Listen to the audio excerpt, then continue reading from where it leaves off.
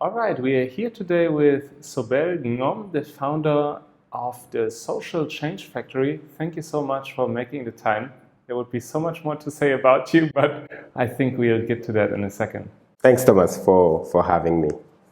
Sobel, just for starters, people that don't know you, can you can you just share a little bit about your journey and how you came to become, or how did you become the founder of the Social Change Factory?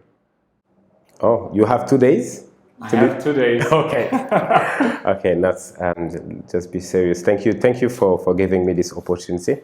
I'm 29 now. I'm Senegalese. I'm based in Dakar and working in Dakar. I grow in Dakar. So what's happened in my life? I just had a normal life until I have 17. I won't say even normal. I had a privileged life until my 17. I was in a private school. I was going in school with a car, and I was complaining every time about I want these shoes and I don't have these shoes. Or I want this game and I don't have this game, and those kind of things. Until a day that because I was a young teenager with a behavior that my mother really wanted to control and to resonate. And she sent me to do an internship. It was with a producer, a movie producer. And it was actually in rural area. And it was during the period when young people, where young students were getting their results from the final exam of high school, which we call baccalaureate in the Francophone system. And I think it was the first time for me that I see what's real life and real issues for the majority are. And I was in the class before the class of that exam. So that exam, I knew about it and I was preparing myself for it. But from my perspective, there were like 8 chances out of 10 that I will pass the exam. So the stress was not that high. But when I get there and when I saw the results and the condition of the young people that were passing the exam, 7 out of 10 didn't have the exam. And many of them passed it for the second or the third or the fourth time. Wow, and they still did not make And they still did not make it. And I think it's the time that I felt the first time a real injustice. And I see myself, and I was not really proud of myself first, knowing the conditions that I have to go to study and see their conditions to go to study. Many of them were walking to go to school, kilometers every day with a very hot sun, don't have anything around them that can support them in their academics, and don't necessarily have the support of their family.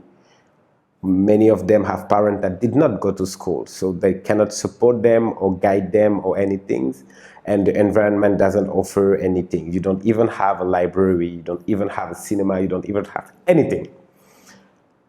And the thing that I felt was unjust is like, how come me that have access to everything and have the privilege to learn in the best conditions ever, me and those young people are going to get the same final evaluation? That was unfair. And I still feel that it is unfair. And that year, I take the commitment because of the sadness and the total lose of hope of those young people really affected me. And when I come back to Dakar after that, I keep thinking about it, and I finally decided to do something. And I started to talk with some friend of mine that was already graduated and that was at the university. And I tell them, guys, I want to do something which can be hard, but could be very, very useful for many young people that are in distress. And they were okay. And the idea was, okay, we're going to take a bus. put 20 of us and go there and spend a month with them and support them every day and every night to success to their exam. Wow. And that's what we did. Wow. And we did that for the first year. I remember I was 17. My friends were between 17 and 23. We went to the mayor. The mayor gave us the youth house. We didn't have even one room. We have just the balcony in the roof. We have just the roof actually, and the roof had one bathroom for 20 people. And we stayed there, and we had one rule. We do not say to any young people at any time that we cannot support. So we were giving class mostly from 8 in the morning to midnight every day. And we supported more than 150 plus candidates that was preparing the baccalaureate. And after the results of the group of young people we supported was higher than the result of the young people in the school. And this is the good feeling of the entrepreneur, seeing that you can make a difference. And what I'm saying to you, what I'm telling you now, it's the lesson learned after years. Not what I get necessarily at the moment of it. What I get at the moment of it was, wow, as a single individual willing, you can change the life of many people.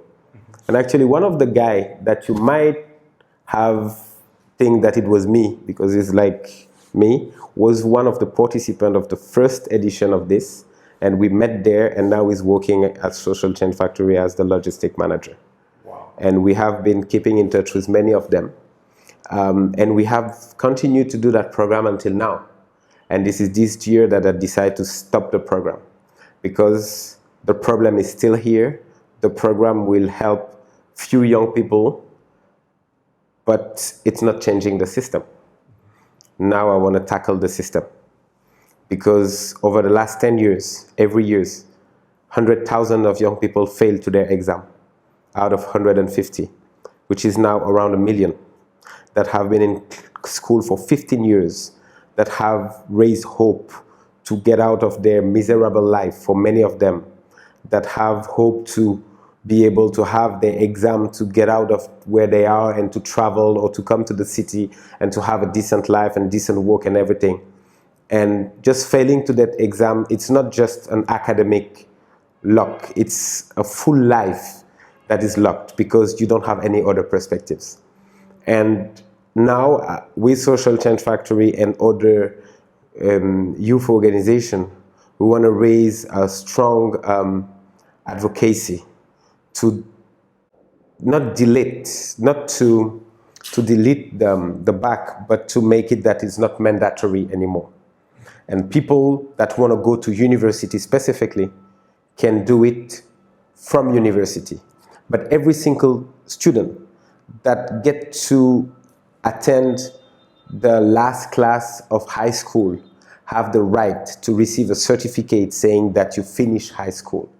Otherwise, all the millions of the young people that I was mentioned that failed, if they don't pass the exam, it's make them come back 3 years later and not recognizing the 3 years of final high school that they have done with success. And this is not their fault. This is a systemic issue, because we have a demographic growth of 3% every year, which means that every year we're going to have more candidates to the back, but the university capacity of welcoming students is not growing that fast than the demography, which means that if we continue that way, we're going to just continue to sacrifice young people. And this is something that I feel is unfair, because I believe that every single human being needs to have the opportunity to develop his potential by receiving the right education, the right knowledge, and the right opportunity, and then you alone. But our responsibility as a country or as a system is at least to give you that. And this is not what we do. Wow. Thank you so much for sharing. I think there was a lot of gold in there. There was a lot of advice, first of all, for politicians, but there was also a lot of gold in there for change makers. So first thing I heard is you grew up relatively privileged and you saw an injustice and you didn't just say, oh, well, well, that's too bad, but you said, I'm going to do something, or you kept thinking about it, thinking about it, thinking about it, and then you said you're going to do something, and you actually committed, and you actually, because what you're describing was hard work, and you committed others to do that hard work. So I think that's very powerful, and I think many of us, when we see an issue, it's not that we don't know what we could do. Anything could maybe be a first step, but the courage to actually commit for an entire month, so many hours, I think that is a great learning for me. A second learning for me from what you just mentioned is that moving from a particular or treating like one specific aspect of the problem to now saying, okay, I want the systems change. Now, how can we tackle that? Thank you so much. It's a blessing and reminds me of how we can go about things. Now, 10 years into this adventure of changing people's lives, what is the social change factory today? Actually, Social Change Factory, I think, is the continuity of that, because when I created Social Change Factory just 5 years ago, it was because I thought that, okay, I have a lot of friends around me that have been very supportive on everything that I'm doing, but I did things as a person. I wanted to build something that we could do things as a group, as an entity. And that's the main reason why I created the Social Change Factory. And over the last 5 years, those friends and new colleagues came on board, sharing the same value, and have built very incredible things for a youth organization. We very fastly grow and go in different countries, and now are having activities in 7 countries across West, Central, and Africa and Europe. We have an average age here of 24 years, so it's pretty young. And we are trying really to transform systems. I think this is the end. I think the programs are what we have to do now to transform lives of now. But if we really want to have an impact, we have to transform systems for tomorrow. And as I said earlier, the demographic is gold or a bomb. And to benefit from the gold, we have to do strong sacrifice now, or just not doing anything now and be victim of the bombs that will come in few years. So now Social Change Factory really give importance to those two things. Okay, how can we give the best solutions and innovations and programs to young people of today to empower them, to give them skills, to help them to have opportunities? But at the same time, how can we build an influence and advocacy and proposal that can bring political reforms on education level, on civic participation and inclusion of young people, and also and definitely in employment and entrepreneurship for young people to be able to have a decent life and to be autonomous. What has been your biggest learning since the start of this first month spending in the rural areas to where you are now? What is the biggest aha in hindsight that you have? I think the biggest learning was that sentence that my mother used to tell me: when you want, you can. Yes, we can. Because I didn't have I never been engaged before. I never mobilized anybody to do anything that is not relative to me, myself, and I. And I did not know how it could be to help and to support people that are in the need. And the result of that just shows that, yes, when you want, you can. And I think that's what I've grown with until now. And I'm definitely more an entrepreneur, an innovator than a manager. And that's the second lesson I learned, which at some point can be very difficult to deal with, because I love create and do things, and I don't care about the administrative stuff need to be in parallel of that. But we live in an environment that we cannot do only what we want. And actually, as an entrepreneur, you have to grow this consideration and this expertise to be able to deal with every commitment and mandatory stuff that are on your road of success. And management is definitely a part of it. Now, a big part of your clients, from what I hear, are foundations, are politics. Of course, the beneficiaries are young people and all of society, but the people that, let's say, support you, buy the programs are political supporters or foundations. Now, you as an entrepreneur, how you just describe this conflict between, okay, I'm an entrepreneur, I'm creative, I want to do things, and I just want to get them on the road. How do you deal with this other part, the managerial part that might not be fully what you enjoy the most, I would say? How did you overcome that? I think there is a sentence of Steve Jobs that I really love, which is, do not hire smart people to tell them what they have to do. Hire them to tell you what they have to do.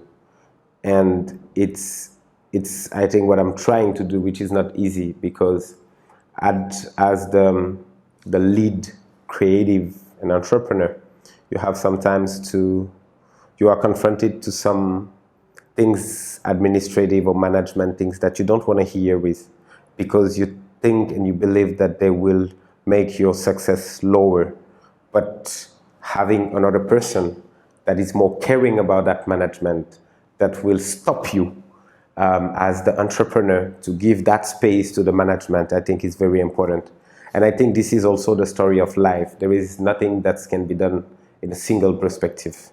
And when you have a profile like mine, which is very creative, innovative, and entrepreneuring, want to just do, you need to have people that are more process-oriented, planification-oriented, administratively strong, and that can balance and make that your different partners can go with you on that creative, but at the same time make sure that you respect their mandatory lines and process. And so this is what I do. I had a partner, which was that profile, and she was leading all what's matter in terms of process, planification, actions, and everything at Social Change Factory. And I think that's duality make us successful. But it's still very hard, and I think it's hard at all levels to make the balance between those two perspectives of life or of doing things. I like what you described, to be able to value both sides, Yeah. know your own strengths, but also value what other people bring to the table. And know your weakness. I know that managing is not my strength. It's a weakness for me, but it's not a problem. You know, I think that not having a good student on my life also helped me to don't fare with what people call failing. And actually that guy said, in life we never fail. Either we win or we learn. And this is also my motto. I just learning. I never consider myself that I failed. I just consider that I did not know, or I did not well, but I learned and I will do better next.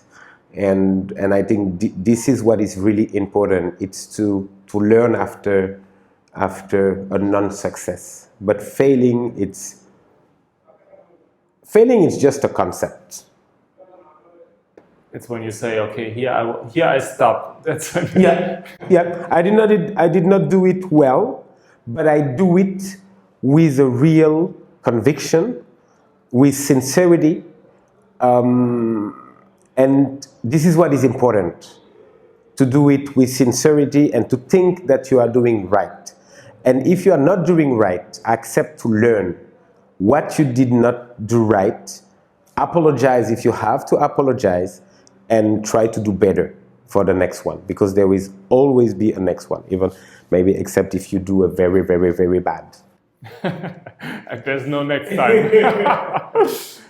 Sobel, you are the innovator and creator of Voix de Jeunes, a TV program that has reached over 15 million young people in Sub-Saharan Africa, if I'm correct. Yeah. How did that come about?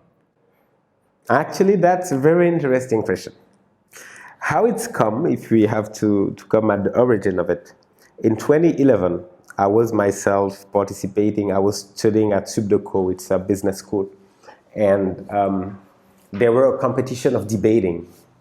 And I was in the first year, and the competition of debating was from the third to the fifth year, because they needed the smarter and the stronger and the thing. So they had a great team. But one of the members just quit 2 days before the first match. And having nobody to put on board, the school contacted me because, not only because that, but I lived like 3 meters from the schools. So I came like this, and they proposed me, and I was with actually a friend and the one that have been the financial director afterward of Social Change Factory for the last 4 years, and another friend to compose the team of the school. And it was a TV show, and it was a debating TV competition. And the idea of this debating TV competition was a group will have questions like, are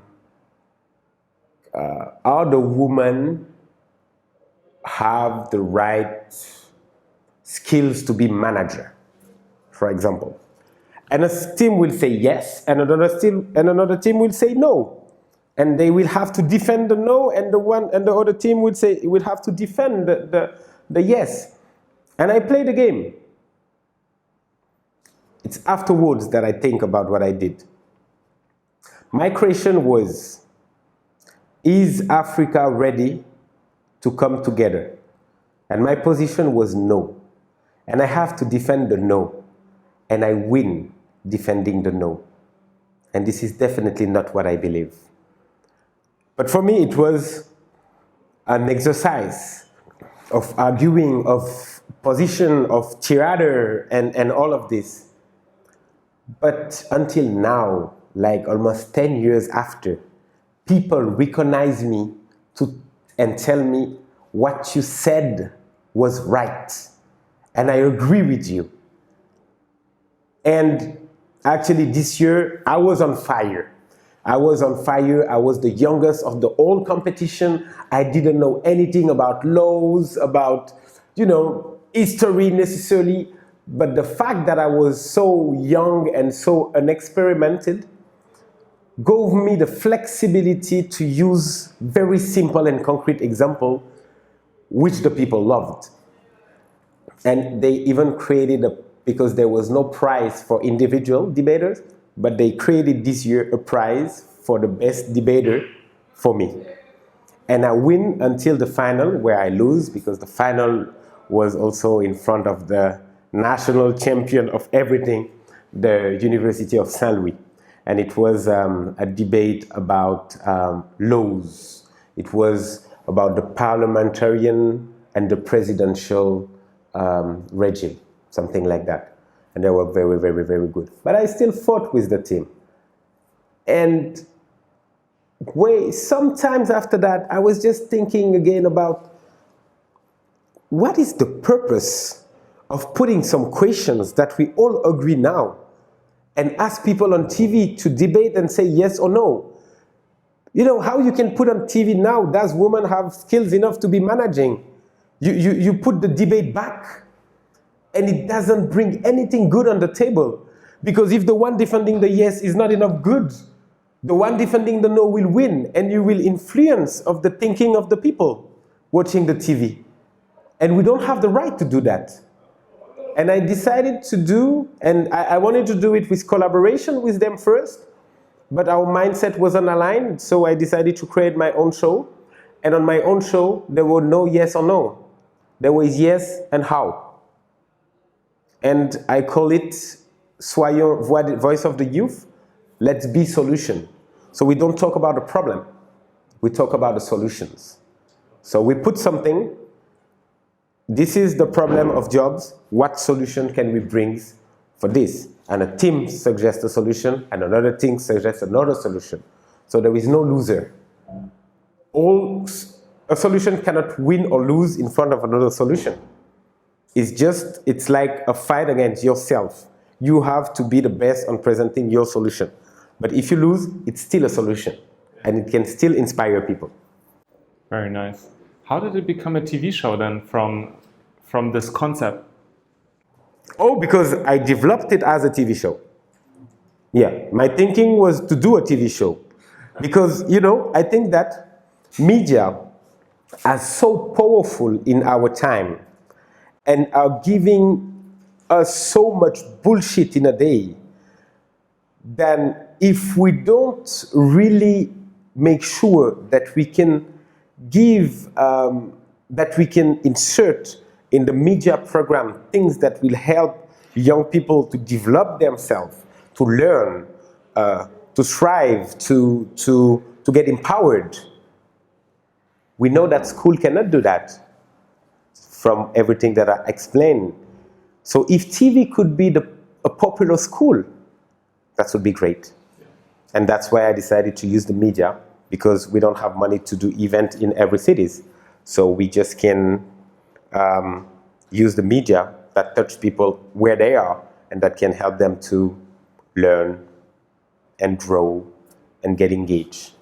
I love it. I love it so much, and I think it's so powerful because it's something that is immaterial, because you have an idea, you develop it as a TV format, and then it's absolutely scalable, and it can it can actually affect the systems change, because it can reach so many people that it becomes normal in our culture to think about, okay, what can be solutions, right? It can influence an entire generation. That's what we wanted. We are on the way. We're not there yet. What we have done is we have done 3 editions in Senegal, and then we said, this model could be done everywhere in the world. In the US, in France, in Canada, in Kosovo, in South Africa, everywhere. So let's try to develop it in some other countries in Africa. And then we go to Guinea, we produce the TV show there. It's not a TV show that is broadcasted on 7 countries. It's a TV show that is produced on several countries with young people of these countries, and we broadcasted on national TVs in those countries. And you know what I'm the most proud of this program? It's like, the guy that came just in my office right now. He used to be a participant of this program. The year after that, he came here to do an internship on this program. The year after that, he became the program manager of this program. And I sent him to Chad, like in Central Africa, to be the program manager implementing the program there. He was alone. He was managing $200,000. He had 23 years, and he did super well. And in all the country we were, it was alumni driven, managing the money, managing the team, and managing the program. And I'm very, very, very proud of them. And that's my key indicator of success. Love it. Thank you for sharing. Very inspiring. Obama is not quoting many people, but you were quoted by Obama. How did that happen? Yeah, I think that's the things that happen to you in life that that you don't deserve particularly. Because I was participating in the Mandela Washington Fellowship, which is the Young Leader Initiative of the President Obama for young Africans, which is actually a very good legacy that he left to us, because it's built a networks that is crazy. And now I know people everywhere across the continent, and I'm not afraid to do anything anywhere. And we were 500. It was the first year. I was the youngest. I was not the youngest of the full cohort, but I was the youngest of the Senegalese thing.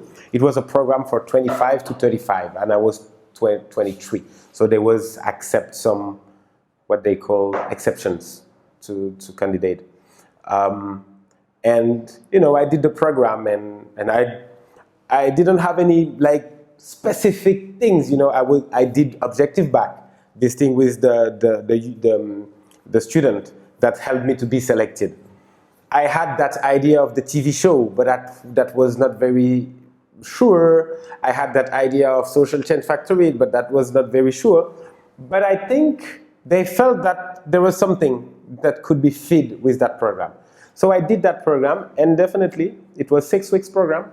During the 6 weeks, Voice of Youth came very clearly for me, and the name of Social Change Factory born there. And when I come back, I decided to leave everything that I was doing. I used to work for Ashoka. I used to work for also a digital company, Save People Input. I decided to plan my leave from both organizations to launch Social Change Factory and Voice of the Youth. And after the 6 weeks where you are placed in an institute, there was the presidential summit. And as a young black African, have the opportunity to meet Barack Obama was already something crazy and amazing. So during the first day to the last day of the 6 weeks in the institute, every day you're waking, you said -1, -1, -1, until you met with President Obama. And the funny thing is, you cannot, we were meeting in, I don't remember that place in DC. And we were 500. So the whole 500 cannot be seated in the front. So there was a part sitting in the front, and then there was a kind of a black paper, and the 250 was behind the black paper. And I was behind of the black paper, and I was so frustrated because the goal of my life at that time was just to give my hand to President Obama, and sitting behind would not give me the opportunity to give my hand to President Obama. And so there is the speech of President Obama. I was listening, and at the same time I was like crying inside, that I won't touch him, I won't see him. Until at the end of the speech, someone said, "Hey, it's you. And I said, "What? It's me." Because my English was not that good also at the same time. They said, "President Obama just said your name." I said, "What?" And I look at President Obama, and President Obama said, "Sobel Ngom, raise he." And then I jumped. I said, "Me?" I said, "Yes." And he quoted me. And definitely that was crazy. You are a young man from Senegal. You're 23. You have not done any amazing thing in your life yet, and you are quoted by the most powerful man in the world. That's actually a black man in front of the most bright young people on the continent. I was happy. I was happy and proud. But at the same time, I knew, and I think this is also something that I really recommend every time to my colleagues and my friends. It's like, recognize what you get. Sometimes you get things that you don't deserve. Know it. It's not a problem that you don't deserve it. The question is what you will do with it. And for me, being quoted by Obama was not a recognition. It was encouraging. And it was about what I will do from that. And I really decided to give more focus in my life of what I really care, and to build that Africa that I said that I love. Beautiful, bright, full of ambition and aspiration. And I think that this is what I'm trying to do now with Social Change Factory. And I'm very happy that I lived that experience, that I've been quoted by President Obama. But I get something even better than getting quoted by President Obama. Because when they organized this summit, this presidential summit, President Obama did something very amazing. He made all his close administration available for us. We had a special meeting with John Kerry.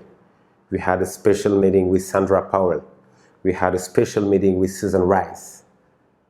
And at the top of it, we had a special meeting with who? Michelle Obama. And Michelle Obama was and is still for me. Like when I was younger, before I get married, I was just saying, I'm looking for Michelle Obama. And I met Michelle Obama. And during the meeting of Michelle Obama, because I was behind during the meeting of Barack Obama, I was in front for the meeting of Michelle Obama. And guess what? I had a kiss and I had a hug from Michelle Obama. And I told her, Michelle, I love you. And she hugs me and tells me I love you too.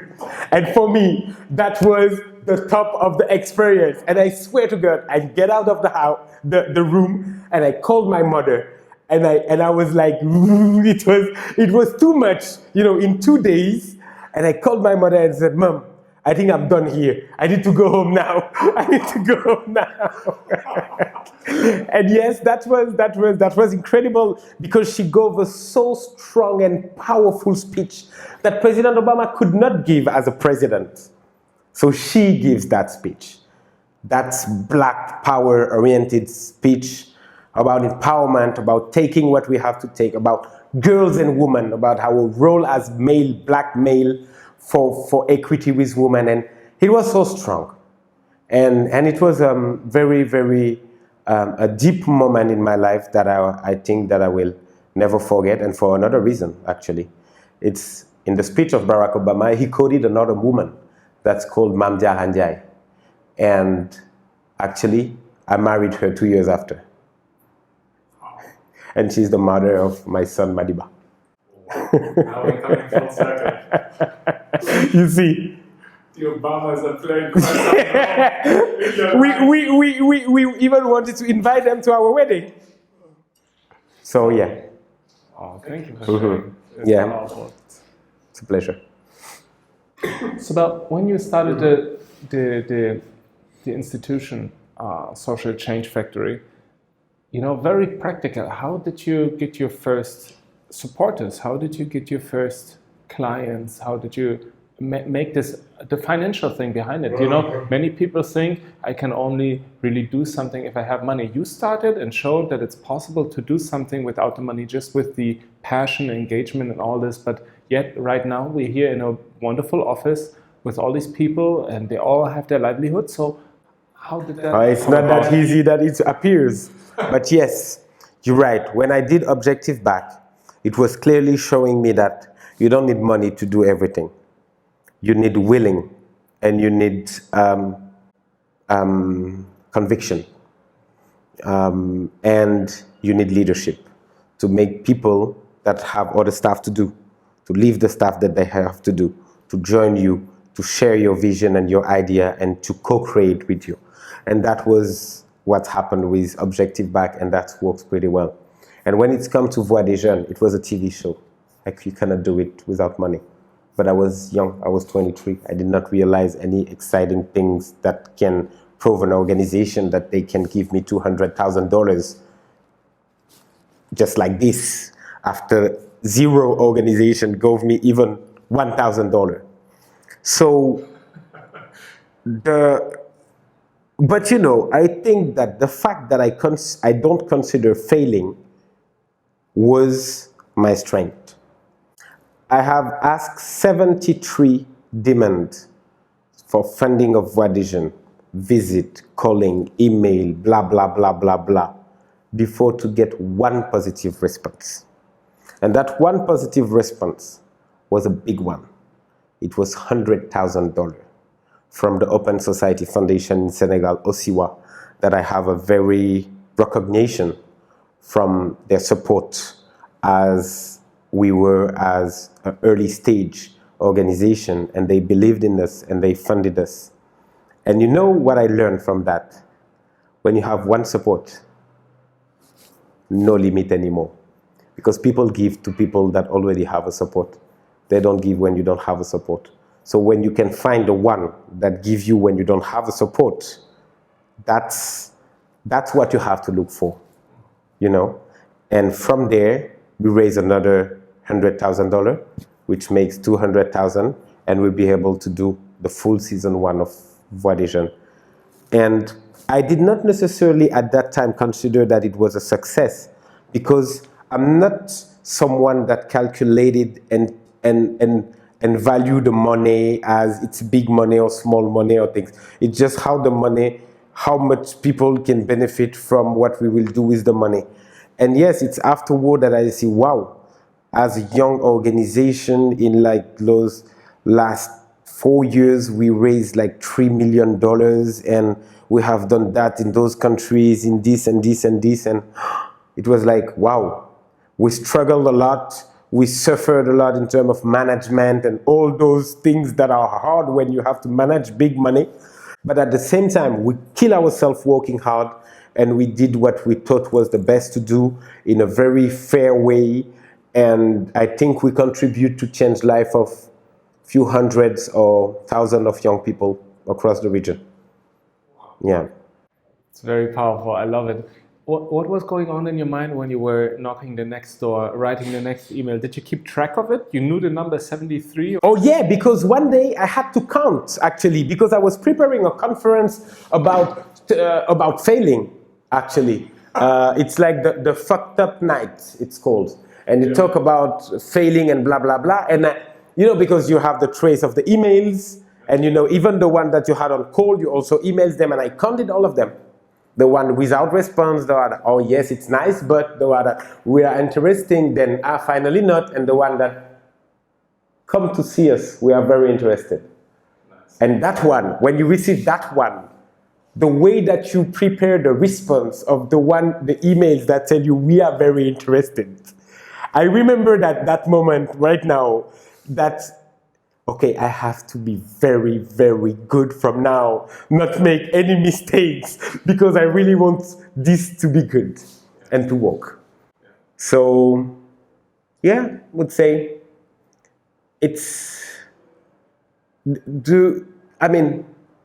when you want something and you strongly believe that this is the right thing, even if you cannot live, only do that, and you have to go to work, and do not remove. Just put things on hold or give them a lower part of your time, of your energy, but don't let them down. That's what I would really say. There is idea. I have an idea to do a radio show. I know that I will do my radio show because there is 4 years that but I don't have time, I don't have the energy, but I know that I will do it at some point. And everything that I'm doing now are not things that I thought now. There's things that I was in my mind like 4 years, but I didn't know how. And then I will meet you, and discussion with you will put something on that idea, and I will come back on that document, add something, and grow with those things. And I think an important part of this is also your conviction for the social mission that you have. You always have this vision, which always brings you back to, now, is that now a useful tool, and is that now the best path to serve the people that I want to serve? I think that's quite crucial. Otherwise, as an entrepreneur that is just creative without a clear picture of what you want to build and achieve, you could be all over the place, right? Yes, actually, as an entrepreneur, as a social entrepreneur, now it depends on which definition of social entrepreneur. But for me, there is a political aspect that is very strong. When you want to change the systems, you cannot avoid questions that are relative to politics. Politics votes what's changed the systems. So you have to be able to talk with them. Also, another thing that I'm strongly working on right now, like after 4 years leading a company, an organization, I said that I can continue and grow my organization in a better way. But I'm also very, very confident that my organization won't make the change that the country needs alone. And you need some distance from, it's my organization, I want my name of the things and thing, to really recognize that you want more than the change. And if you are really change driving, you have, for some Christian, be obliged to resign or leave a small part of your sovereignty to put it in a common basket with others. And for me, to tackle the issues that young people have currently in Africa in terms of education, jobs, and all of it, there is no single organization, there is no single government, there is no single international institution that could make that change. And I'm strongly clear on that point. So my commitment to that, it's the part of my sovereignty as an organization that I accept to put in a common basket. It's to work hardly to facilitate the creation of this alliance that we put together the different actors. They can be from the private sector, from the public sector, from the civil society, from the nonprofit, that have kind of the same agenda, but that don't work together for different reasons, to be able to come together and to accept, to put also a part of their sovereignty in this common basket. And with this common basket, we drive a common agenda that will really tackle millions of people, and not continue to spend thousands of dollars to be proud that we have trained hundreds of young people. This is not the need of Africa right now. We have to train 400 millions of young people, give them access to decent life, give them access to knowledge, give them access to that. So I very believe that a systemic change can come only from alliance right now. And this is something I'm committing myself. I don't know if it's social entrepreneurship or no, but this is what I think that I have to do right now. Well, with such big of a problem, we should not stick to tiny definitions, but do what makes sense. And I think with Voix, with all your other programs, and with also getting to know more and more of the actors in the games and the tools that actually have the impact, that do not just look good, you're getting a better overview and can connect people and bring them together. I have 2 more questions. My first question is, now that you have a child and your family, how do you manage this quite impressive agenda? I mean, the political efforts, the bringing all these different players together, and then the social change factory. How do you manage that? Do you have a routine? I mean, yeah, and the crazy thing is, like, my wife has the same agenda than I do. Like, she's just coming from a mission in ECOWAS in Nigeria. She's coming from the airport, and then this afternoon I'm going to the airport, and we don't see necessarily each other a lot, but we make sure that we still have a good time. The positive things also in our environment is that families, larger families, play a strong role in education of our kids. So from my wife's side, her mother is very engaged with us. From my side, my mother is also really engaged with us. And I accept my life, and making sure that my kids also accept and understand the choice I make. And I implicate them a lot. You know, my girl, the eldest, when I have to work on Saturday, she wants to come with me. She wants to participate to my meeting. She understands what I do. She understands, and she wants to, and I think it's important for them to understand. You know, I'm against this kind of things that kids, they don't have to. No, they have to. When we are in the situation that we are right now, everybody that have access to opportunity have to contribute. And during summer, I want them to work. I want them to do volunteering, even if it's simple. But I want them to understand that there are also privileges, and they have to give back. So yeah, when we do boot camps, I bring all the family on the weekend at the boot camp, so we can spend time together, but they also participate to things, and they are very good with them. We're having conversations when we feel that they are missing us or we are not yet here, but we have built a routine. Wake up very early at 5, spend the morning before the kids to go to school. When they get home to go to school, start to plan your day. Then you go to the office and make sure around 6, 7 you back home. Most of the day I can make it. I make it. Sometimes I can't. But I don't feel guilty of anything.